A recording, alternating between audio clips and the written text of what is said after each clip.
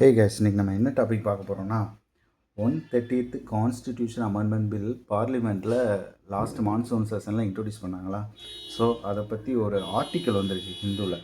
So அந்த ஆர்டிக்கலை வந்து நம்ம ஃபுல்லாக டிஸ்கஸ் பண்ணுறோம். ஓகே, ஃபஸ்ட்டு அமெண்ட்மெண்ட் பில்னால் என்ன அப்படின்னா, நம்ம இந்தியன் கான்ஸ்டியூஷனை பொறுத்த வரைக்கும் it's not a rigid constitution.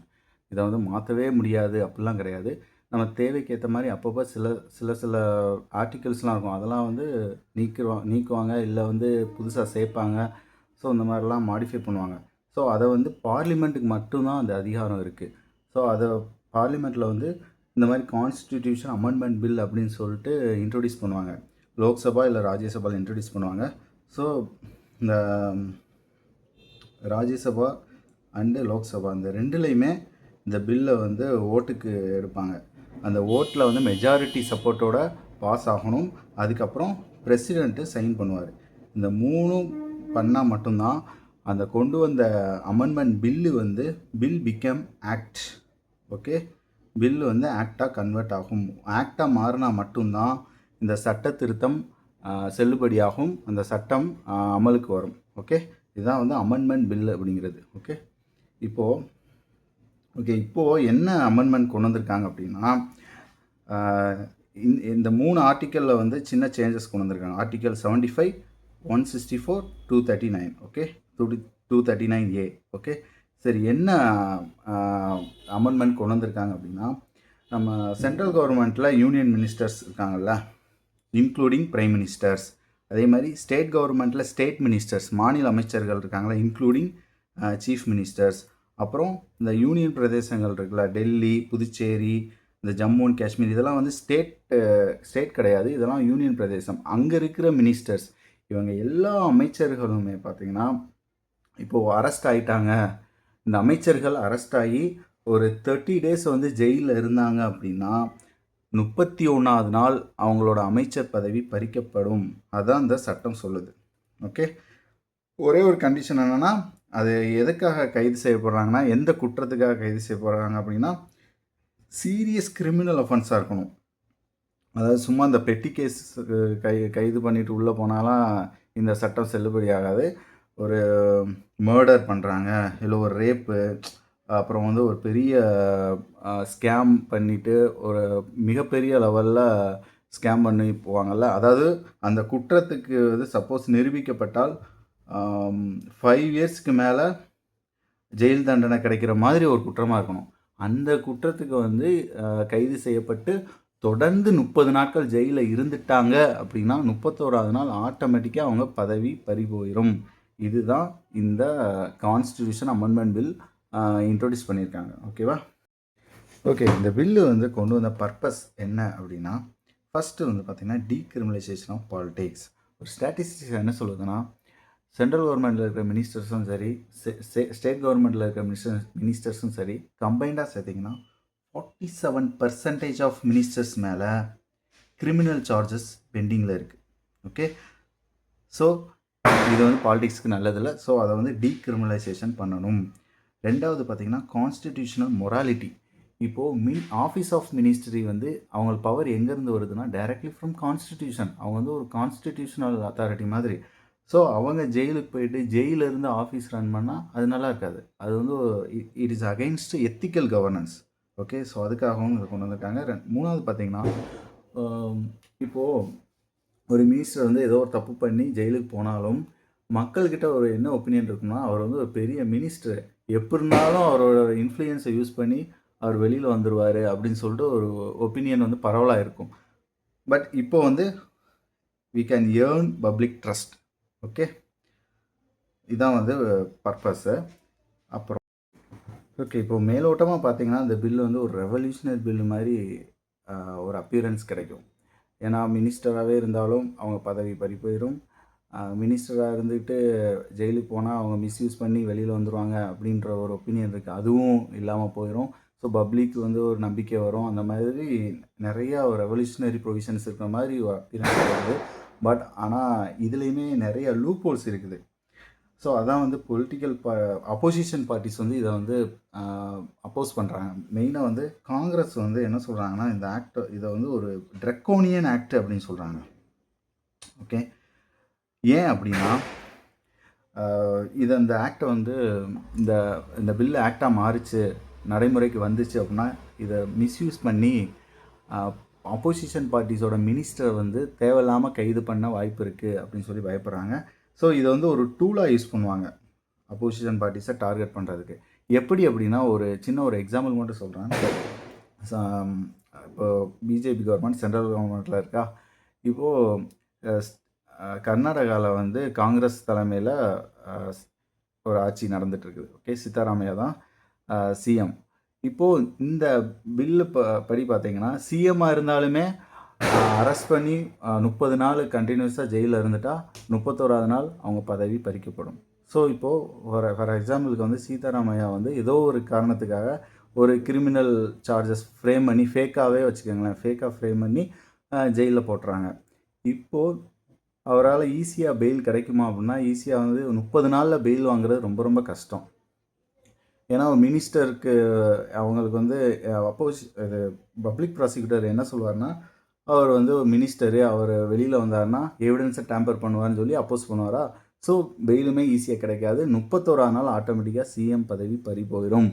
So இப்போது ஆல்ரெடி வந்து கர்நாடகாவில் இருக்கிறது கோயலேஷன் கவர்மெண்ட். ஸோ அங்கே வந்து ஒரு டீஸ்டபிளைசேஷன் க்ரியேட் ஆகுதா. ஸோ இதுக்கு தான் வந்து அப்போசிஷன் பார்ட்டிஸ் எல்லாம் பயப்படுறாங்க.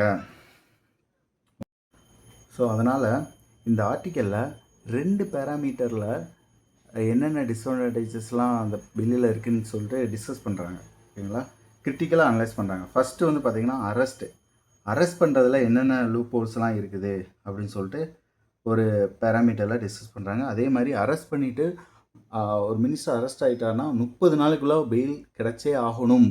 30 நாளில் பெயில் கிடைக்கல அப்படின்னா 31ஆம் நாள் கண்டிப்பாக மினிஸ்டர் பதவி பறி போயிடுமா. ஆனால் இந்த பெயில் கிடைக்கிறதுல இருக்கிற டிஃபிகல்ட்டிஸ் என்ன அப்படிங்கிறத ஒரு ஆங்கிளில் வந்து டிஸ்கஸ் பண்ணியிருக்காங்க. ஸோ இது வந்து பார்த்திங்கன்னா 2 பேர் வந்து இந்த ஆர்டிக்கலை வந்து எழுதியிருக்காங்க, கான்ட்ரிபியூட் பண்ணியிருக்காங்க. ஃபஸ்ட்டு வந்து பார்த்திங்கன்னா ஒரு ரிட்டையர்டு ஐபிஎஸ் ஆஃபீஸர். இவர் வந்து பார்த்திங்கன்னா மெயினாக அந்த சிஆர்பிசி கோடை பற்றி நிறைய டிஸ்கஸ் பண்ணியிருக்காரு, எப்படிலாம் லூப் ஹோல்ஸை யூஸ் பண்ணி அரெஸ்ட் பண்ணலாம் அப்படின்னு சொல்லிட்டு. இன்னொருத்தவங்க பார்த்திங்கன்னா ஷிவானி அப்படின்னு ஒரு லாயர்.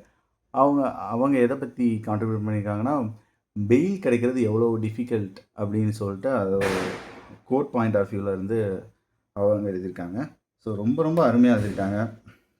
ஸோ அதை வந்து நம்ம டீட்டெயிலாக பார்த்துடலாம். ஃபஸ்ட்டு மிஸ்யூஸ் ஆஃப் அரெஸ்ட், எப்படிலாம் லூப் ஹோல்ஸை யூஸ் பண்ணி ஒரு மினிஸ்டரை அரெஸ்ட் பண்ண முடியும் அப்படின்னு சொல்லிட்டு ஃபஸ்ட்டு பார்த்துடலாம். இப்போது ஒரு பர்சனே இருக்காங்க அப்படின்னா அவங்க நினச்சா போலீஸ் வந்து அரெஸ்ட் பண்ணிட முடியுமா அப்படின்னா கிடையாது. அதுக்கு வந்து அரெஸ்ட் வாரண்ட் வேணும், அப்புறம் கோர்ட் ஆர்டர் வேணும். பட் ஆனால் ஒரு எக்ஸப்ஷன் இருக்குது. சிஆர்பிசியில் செக்ஷன் 41 என்ன சொல்கிறாங்கன்னா, இப்போது அந்த பர்சன் வந்து ஒரு காக்னிசபிள் அஃபென்ஸ் பண்ணியிருக்காரு, அதாவது வந்து ஒரு சீரியஸான ஒரு கிரிமினல் அஃபென்ஸு, லைக் அதே மாதிரி மர்டர், ஒரு ரேப்பு, அந்த மாதிரி ஒரு பெரிய ஒரு க்ரைம் பண்ணியிருக்கார் அப்படின்னா அரெஸ்ட் வாரண்ட்டே இல்லாமல் நீங்கள் கைது செய்ய முடியும். ஸோ இது வந்து பார்த்திங்கன்னா ஒரு டிஸ்க்ரீஷன் மீனிங் வந்து என்னென்னா, அது வந்து அவங்களோட சாய்ஸு, போலீஸ் ஆஃபீஸரோட சாய்ஸ், டிஸ்க்ரிஷனரி பவர் அப்படின்னு சொல்லுவாங்க. பண்ணலாம், பண்ணாமே இருக்கலாம். ஓகே, அப்புறம் செக்ஷன் 157லையும் இதே ஒரு ஆங்கிளில் தான் கொடுத்துருக்கு, ஒரு பவர் கொடுக்குறாங்க போலீஸ் ஆஃபீஸருக்கு. என்னென்னா இதே காக்னிசபிள் அஃபென்ஸ் பண்ணாங்க அப்படின்னா அவங்கள மே அரெஸ்ட் அப்படின்னு ஒரு வேர்டு இருக்குது. மே அரெஸ்ட் இஃப் ரெக்வயர்டு, தேவைப்பட்டால் கைது செய்யலாம். ஸோ இந்த 2 வேர்டும் பார்த்திங்கன்னா ஒரு வேகாக தான் இருக்குது. ஸோ செக்ஷன் 41A வந்து நோட்டீஸ் ஆஃப் அப்பியரன்ஸ் அப்படின்னு சொல்லிட்டு ஒன்று இன்ட்ரடியூஸ் பண்ணியிருக்காங்க. நோட்டீஸ் ஆஃப் அப்பியரன்ஸ், அதாவது சம்மன் அனுப்புவாங்கள்ல,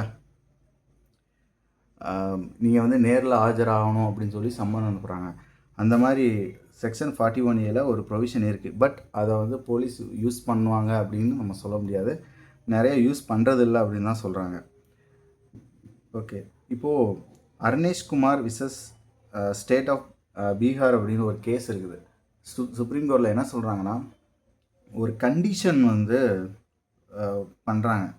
இப்போ அரெஸ்ட் பண்ணுறப்போ ஒரு பர்சனை வந்து நீங்கள் அரெஸ்ட் பண்ணுறீங்க அப்படின்னா என்ன ரீசனுக்காக அரெஸ்ட் பண்ணுறீங்க அப்படின்னு சொல்லி ப்ராப்பராக ரெக்கார்டு இருக்கணும். அதே மாதிரி என்ன மெட்டீரியலை வந்து எவிடன்ஸாக நீங்கள் வச்சுருக்கீங்க அப்படிங்கிறதுக்கும் ஒரு ப்ராப்பர் ரெக்கார்டு இருக்கணும்.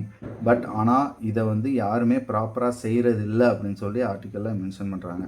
இப்போது என்பிசி ரிப்போர்ட் என்ன சொல்லுது அப்படின்னா, டோட்டலாக 60% ஆஃப் அரெஸ்ட் இந்தியாவில் வந்து பார்த்திங்கன்னா இது அன்னெசரி அன்ஜஸ்டிஃபைடு அப்படின்னு சொல்கிறாங்க. ஸோ இதுலேருந்து நம்ம என்ன தெரியுதுன்னா, அரெஸ்ட் வந்து ஒரு பர்சனை பண்ணுறது ப்ராப்பராக பண்ணுறது இல்லை.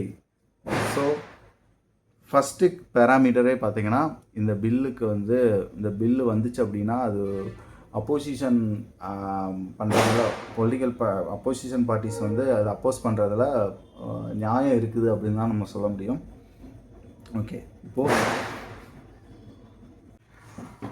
இப்போது நம்ம செகண்ட் பேராமீட்டர் பார்த்துடலாம். Difficulty to get bail within 30 days. இப்போது ஒருத்தனை அரெஸ்ட் பண்ணிட்டாங்க அப்படின்னா அவன் அரெஸ்ட் பண்ணோடனே அவன் வந்து கன்விக்டட்லாம் கிடையாது. அது வந்து ஒரு ட்ரையல் பீரியடில் இருப்பான். கிரிமினல் சார்ஜஸ் வந்து ஃபைல் பண்ணுவாங்க. அதுக்கப்புறம் தான் அவன் வந்து கன்விக்டட் பர்சன். அது வரைக்கும் பார்த்தீங்கன்னா அவனுக்கு வந்து பெயில் வாங்குறதுக்கு ரைட் இருக்குது. He can apply in court for bail. So இப்போ கோர்ட் வந்து என்ன பண்ணுவாங்கன்னா ஒரு 4 ரீசனுக்காக மட்டும்தான் பெயில் தரமாட்டாங்க. ஃபஸ்ட்டு வந்து ஃப்ளைட் ரிஸ்க், அவன் வெளிநாட்டுக்கு தப்பிச்சு போக வாய்ப்பு இருக்குது அப்படின்னா கொடுக்க மாட்டாங்க.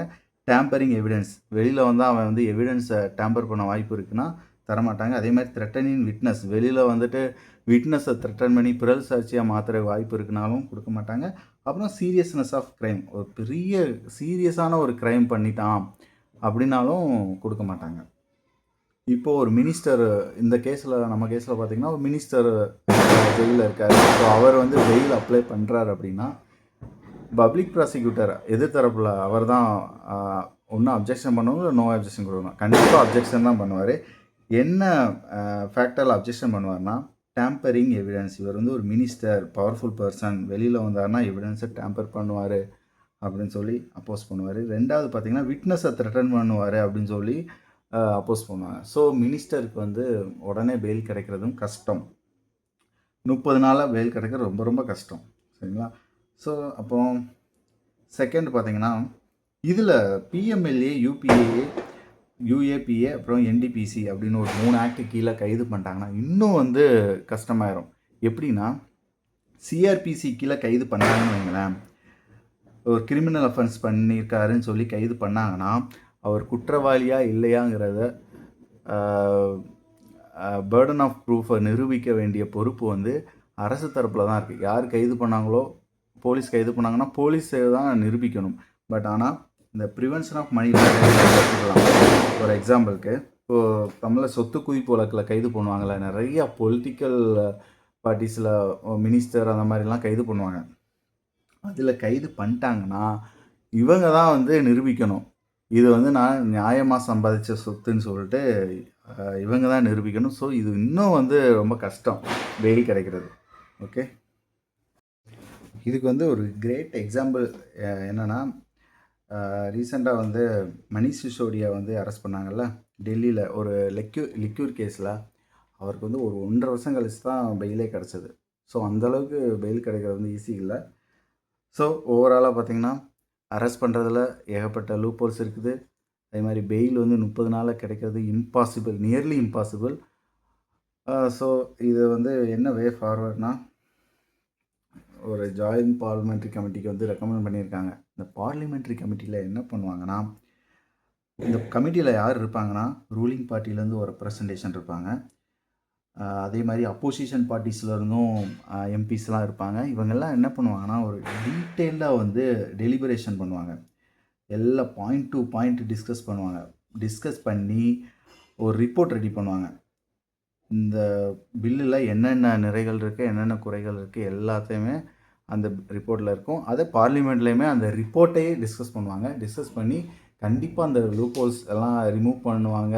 அட்லீஸ்ட் இந்த 30 நாள் பெயில் டைம் வந்து ஒரு 30லேருந்து ஒரு 60 டேஸாவது இன்க்ரீஸ் பண்ணுவாங்க அப்படின்னு சொல்லிட்டு எனக்கு ஒரு நம்பிக்கை இருக்குது. பார்க்கலாம், லெட்ஸ் சி. அப்புறம் செகண்ட் பாயிண்ட் வந்து இந்த போலீஸ் யூஸ் பண்ணி அரெஸ்ட் பண்ணுறாங்கல்ல, அதே மாதிரி மேக்ஸிமம் என்ன பண்ணுவாங்கன்னா சென்ட்ரல் கவர்மெண்ட்டு என்ஃபோர்ஸ்மெண்ட் டைரக்ட் இடியை வந்து யூஸ் பண்ணுவாங்க. அதே மாதிரி சிபிஐ வந்து தவறாக யூஸ் பண்ணுவாங்க. யூஸ் பண்ணி ஸ்டேட் கவர்மெண்ட்டில் இருக்கிற மினிஸ்டர்ஸை வந்து த்ரெட்டன் பண்ணுவாங்க. அரெஸ்ட் பண்ணிடுவோம். இந்த இடியை காட்டி மிரட்டுறது. ஓகே, இப்படி மிரட்டுறாங்கல்ல, இப்போது யாரெல்லாம் இப்படி பண்ணுறாங்களோ அவங்க கன்சர்ன்ட் அத்தாரிட்டிஸை வந்து ஷுட் பனிஷ்டு. ஒரு இப்போது அது வந்து ஒரு பொலிட்டிக்கலி மோட்டிவேட்டட் அரெஸ்ட்டாக இருந்துச்சுன்னா அவங்கள கண்டிப்பாக வந்து தண்டிக்கிறதுக்கு இந்த பில்லில் வந்து ஒரு ப்ரொவிஷன் ஆட் பண்ணணும். அப்படி பண்ணாதான் இது என்ன நோக்கத்துக்காக இந்த பில்லு கொண்டு வந்தாங்களோ கண்டிப்பாக நிறைவேறும். Okay, thank you.